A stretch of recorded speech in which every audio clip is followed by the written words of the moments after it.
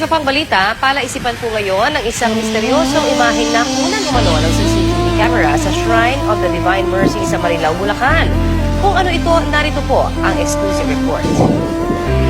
Bagong kabit lang ang mga CCTV camera sa Shrine of the Divine Mercy sa Marilao, Bulacan. Pero agad na nakakuha na ito ng kakaibang pangyayari. Nito lamang March 3, bandang alas 9 ng gabi, makikita ang figurang ito na nabuo sa harap mismo ng altar.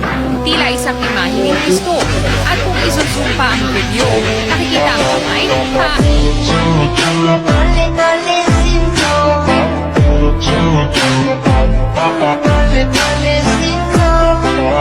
to